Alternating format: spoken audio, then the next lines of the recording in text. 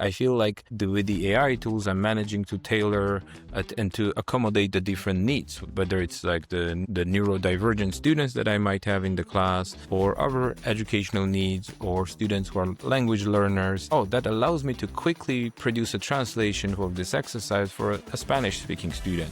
Right now, at this very moment, the student who has a need, and I can accommodate that need, I feel I'm more empowered as a bit more tech-curious teacher to I have more possibilities to accommodate that need. And I think there is a very big value in that. What are your favorite ways that you're using AI right now? But to me, the focus is like, am I doing something that is expanding my intellectual abilities, or am I being lazy and someone does it for me? It is very tempting to just ask, can you write me the full essay? Instead of give me feedback on the essay that I already wrote and help me improve it. If teachers and students can use the tools to extend their senses and their abilities, just like, I don't know, the microscope helps me to see smaller things, right? It extends our abilities and not replaces those.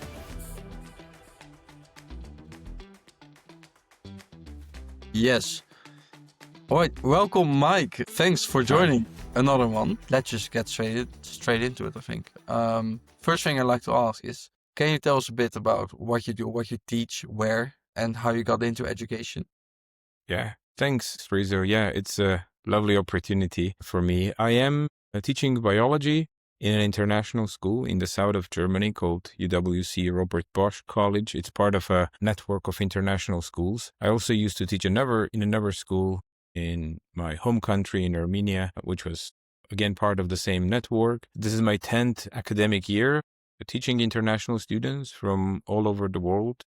They come normally from more than 80 different countries with very, very different backgrounds. And I very much enjoy teaching biology, but I also teach a subject called theory of knowledge, which is a bit more thought-provoking subject where we are encouraging students to think about how they know what they know, how they can be sure of what they know, what are the perspectives that they don't necessarily notice right away. And I am a scientist by my education. I did my PhD some years ago, and then I got this opportunity to teach in an international school. It wasn't my plan to become a teacher, to be honest, but I was very much inspired by the people that I met, and the path really has been fun for me, and I never regretted my decision to switch from doing science to teaching science.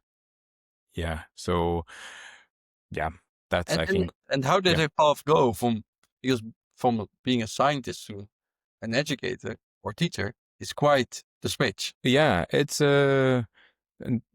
perhaps what was helpful for me is that I had undergone like a formal training while I was a student doing my undergraduate program. I was trained for a local public school, and my internship was like almost 2 months, maybe a bit less. So I haven't had much exposure, but I really learned by doing, and I met so many people that trusted my skills and saw potential in me. And yeah, I was given big trust in like teaching in very like prestigious and schools with fabulous students. And even until now, like, sometimes it's just unbelievable how amazing are my students and the colleagues that I met on my way and I'm working right now. So there was a lot of learning, perhaps more by doing rather than old-fashioned way. So I would say, but I think it's a marathon. It's really not something that I feel, I'm like fully qualified to teach in any classroom in any setting. I'm also at a place where I am observing how the generational gap between me and my students is increasing, and the exposure to media and technology for them and for myself is rather different. So pretty much the students that I teach now, they're about like 16, 17, 18, and they grew up all with tech around them. And so it wasn't the same thing 10 years ago where like people, the iPad and everything and internet got much more popular in their like teen years, I would say. Yeah, you're already touching upon like loads of interesting topics that I want to dive into a bit later. And maybe first, because you mentioned that you noticed it yourself, that the pace of change is evolving. And when I think about it, like I read this article that said that half of the jobs in 10 years time don't even exist yet. So then that leads to the question of, what do you even teach kids, and why? Yeah, that's a very good question, especially I think a very hard question for teachers who are sort of obliged to teach a very particular curriculum to their kids that is sort of maybe authorized or like decided by the government or international organization. The one that I teach I think, is getting updated much more frequently than maybe many national curricula. Yeah, I mean, that's like opening Pandora's box, right? Because in a way, we want to have something like shared understanding of the world. And in my case, is the natural world, right? And understanding how the phenomena works, how the laws of nature work. And yet at the same time, we understand that, yeah, the whole landscape is changing in terms of the job market and the skills that are required. So one person is not required just to know very good math and understand some biology, let's say, or physics, but you're actually expected to have great range of skills, mostly non-social skills, let's say, but the social part also becomes even more valuable in this cloud that is emerging around students. So I think the focus perhaps should always be on skills and things that are transferable across a subject to subject, I would say. So I usually try to sort of encourage students to bring the skills that they've learned in economics or chemistry. It doesn't matter what's the subject. And I'm like, hey, have you seen a graph like this in another subject? Forget what is there in the graph. Like, how do you approach a graph? Which is perhaps a bit easier with the students that I teach because they're relatively older. But yeah, it makes you question, how do you create a short list of like top 5 things that kids that are at the age of 10 should learn, right? Because it's a long journey, and unlearning always is going to take so much more time. We see that in the adult education, right? So lots of like teachers or like lots of educators with whom I interact, those who are relatively older, let's say seasoned professionals, sometimes they're a bit more close to technologies and they're not necessarily positive or optimistic about new tools because they're like, yeah, it's another wave. It will sort of go down. And so, yeah, adult education is perhaps even harder. But I think for me, it's sort of tailoring what I teach towards a couple of goals. And I think from one for me is for students to appreciate the nature, which I think it's an important thing to sort of develop as we grow up, but also to encourage them to explore new things, right? And I think in a world where written text becomes like, I don't want to say irrelevant, but it makes you question what's the value of you sitting down and writing something. Because, yeah, I don't know if you came across that report, but about like 50% of scientific articles being published every day, they are AI generated or manipulated. I'm not sure what's the better word and what's the ethical word for that, right? Yeah, it seems like we have to sort of revisit what we consider as essential arsenal of skills that we want students to have, and while keeping some reference points, really, right? So like loving nature, being curious, trying to notice biases, taking ownership of your intellectual, not property, but thinking process, let's say. Yeah. Yeah. And you mentioned it briefly there that you try to tailor education to the students. And especially now with all of these tools coming up, you can either hyper personalize it to every individual student. But, to what extent is that a good thing? Or like, what then is the value still of like a shared curriculum or a shared skill set? Yeah, I think that's a good question. Perhaps right now in this stage of the whole evolution and development, I think the schools and formal education settings have a strong emotional and social value. I think when we purely focus on the intellectual growth, yeah, I think the answer is very simple. Yeah, why would you need to go to a classroom or study like a particular curriculum? That's a very good point. But it doesn't really work in the isolation, right? Every single student is also a child, also a sibling, or has a responsibility in family, in school, in classroom. So I feel like it seems like the common curriculum is this like common reference point, common ground that sort of adds the meaning to learning or invites for collaboration, sort of develops other attributes, definitely, like the social skills and taking on responsibilities, taking on the accountability. And I think yet the setting is really old-fashioned, right? People sitting in the classroom, I don't know, facing teacher standing, I don't know.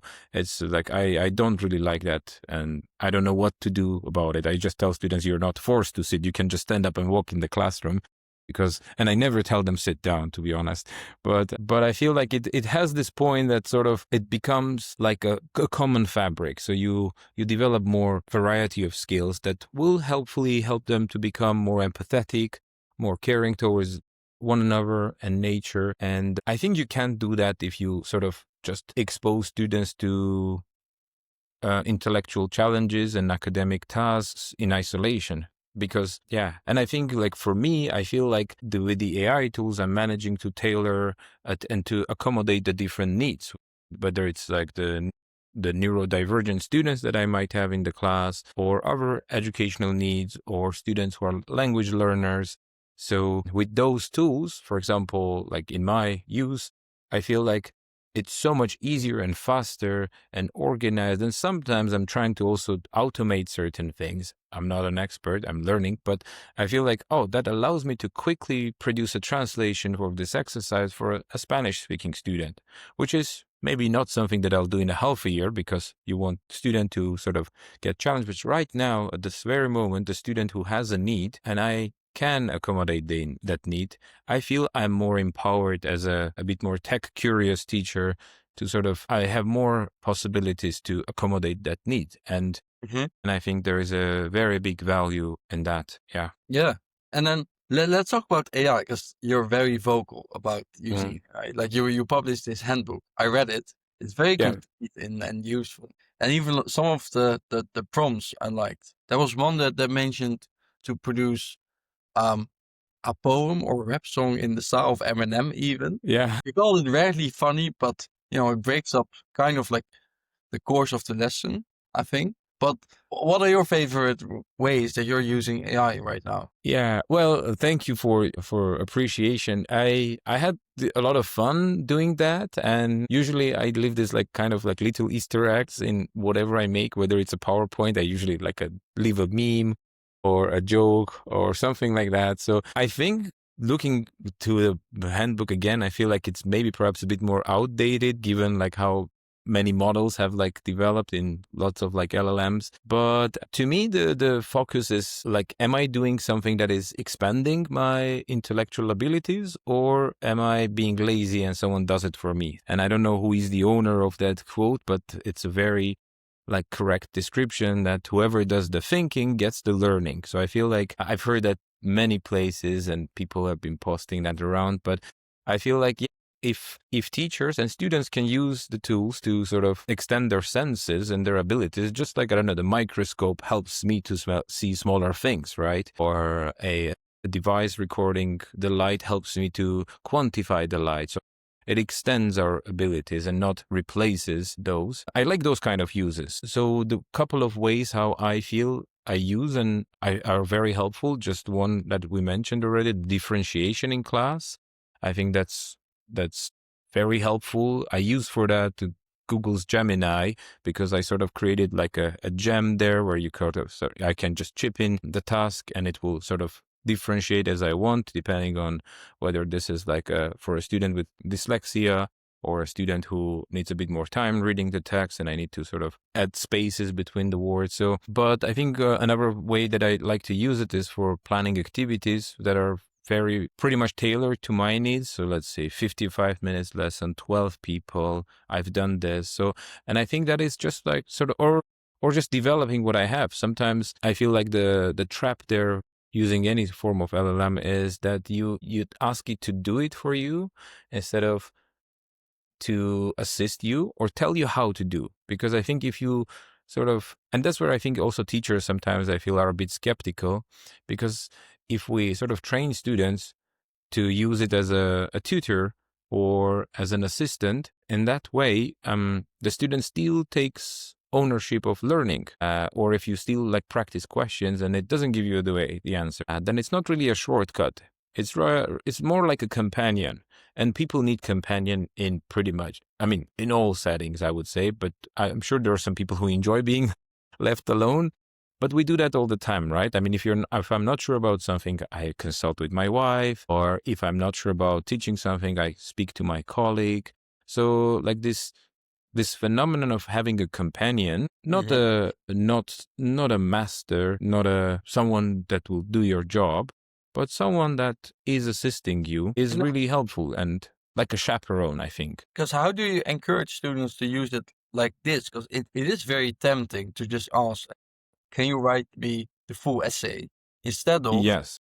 give me feedback on the essay that I already wrote and like help Yeah, me prove it. Like how can you make sure that the student does it like that? okay, that's a tricky question, and I'm not sure if I'm telling students right now how to do that so they won't be caught, because I think that's really like the common theme there. Like, how can you do that not to be caught? And I don't really like that perspective. I think it's rather negative. So now, to give you a bit of context, I, as a teacher where I teach, I have to sort of walk on some thin ice, because on one hand you have the data protection policy that is common in EU. So technically, legally, we are not allowed to encourage them to use any sort of AI tool because of the data protection policies. So we, as adults working with mostly minor students, we're not allowed to do that. So there's the GDPR in the EU that we have to stick to. There is the IB policy. The IB is the International Baccalaureate program that I teach. And they also have their guidelines of what considered as an ethical or unethical thing. And the third one is me. I want to be consistent with my colleagues. So I don't want to tell them things that someone finds inappropriate. So there should be this like common agreement among colleagues, which will take time, I think. But the way how I like to use them, like to encourage students to use it, I'm giving them a topic and I'm like, hey, ask it to produce like IB style questions for you, like exam style questions for you. Or I ask them, okay, have you read this 2 pages? You can copy and paste it from this like digital book we got and ask it to summarize it for you. Now, some students really learn when they make notes, but for some students, it's more like a decorative activity that they're used to do, and they can make notes for 20 minutes and you can ask a thing and they don't remember anything. So I think there's very little scientific evidence that note-taking is helpful strategy in all subjects for all students and for all ages. So it's very trivial activity. So another one that I ask them to sometimes do is I'm asking them to use it as a search engine, sort of like to find a relevant example. So let's say we're exploring biodiversity in different parts of the world, and I ask them to, hey, can you look up what's the most endangered species in your part of the world? So I think the uses where the student interacts with the model and use it as a learning partner rather than an executor, it's helpful. I'm also happy when students actually write down their ideas for their outline. Let's say they have to hand in a piece of writing, and I tell them, hey, you have the outline, write it on a paper, copy it into, let's say, ChatGPT or whatever you use it, and refine it. I am okay with that, but I know that some teachers are not okay with that. I'm okay with that because it makes it nicer. Just like how I use like the tool to proofread my email, they can use that as well. It's not the content, right? I mean, if they wrote the headings and the plan for their essay, I don't see a problem with that. But I can already imagine how people are saying, hey, this is too much. But in a way, the Grammarly and like the Max AI like tools, like things that are proofreading your text and are becoming buttons, are already there, and there will be more. I mean, Google Docs allows to finish a paragraph. So I think it's this interaction with teacher and talking about the ethical use that I think will motivate students to be transparent and understand what are the ethical ways to use it. I also think you have to sort of prevent like this skills gap from happening later on in your working life, where people that aren't just not proficient or not confident or not used to using it are kind of left behind, maybe in their productivity levels or just the quality of output maybe as well. Yeah, I mean, it certainly will create some inequalities, right? I mean, people will be slower for applying jobs, or people will not be able to communicate their ideas in maybe a neat way, or maybe, I feel like in a way the AI tools are democratizing access to information and knowledge. And besides the fact that these models can hallucinate and, the outputs could be weak. So if you put all that aside, I think we observe emergence of range of tools that are going to become more than tools. They'll become complicated technologies, right? So as the workflows will be assisted with AI in laptops and softwares, this kind of like attention to tech would actually give some people advantage. And I don't mean even in just in terms of like finding a job or finding a better job, but just like navigating yourself in this changing world where things get more automated and more like smarter, really. And do you also see differences in maybe the abilities of students if you compare now and 5 years ago? Like for example, like the time that students spend on reading or writing themselves is decreasing. Like maybe some other Yeah. stuff related to it as well. Maybe they're becoming better in certain areas also. I feel like the students with whom I worked, of course, they're very particular bunch, and I feel like I cannot compare them to any other setting because it's an international school and, they get selected, not necessarily on their academic performances, but they are being selected to go to this network of schools where I teach. And I feel what I notice is that it's becoming very hard for them to read or like concentrate on anything for a bit longer than like 10, 15 minutes.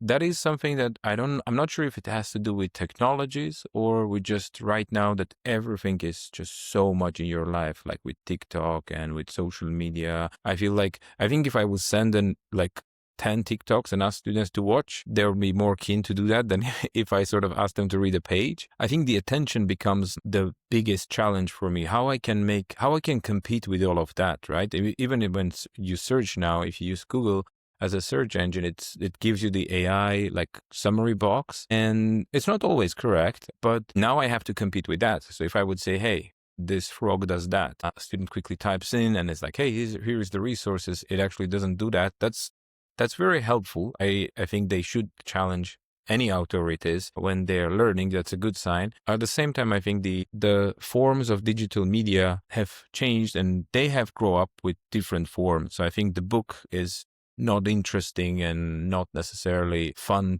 thing to use. If I would give them a video to watch, or if I would ask them to sort of produce a piece of like a poster or any form of media, they'll be more curious than just passively trying to absorb and filter the information. It just became very rare and unpleasant source of knowledge, let's say. Are you saying that it is better to just have students that actually produce something themselves rather than just passively consuming a text that is generated?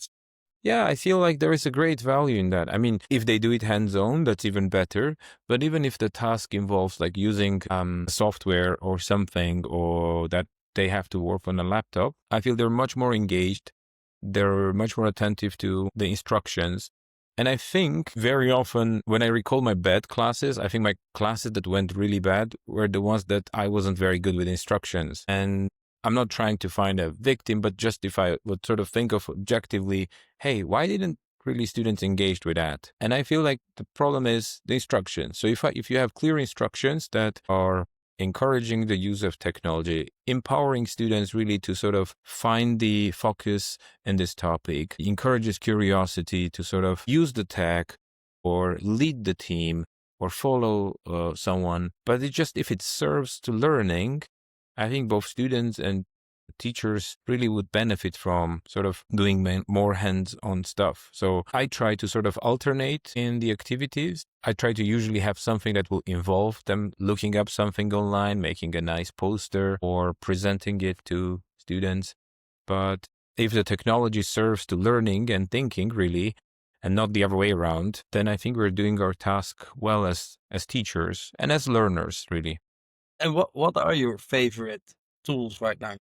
Okay, now I think I am obsessed with creating more little gems on Gemini, which is, I'm not sure, if it's like familiar to whoever will listen to this, but that's basically you can create a project where you can feed in very particular instructions, and you also can have this chatbot basically to produce an output in the way you want.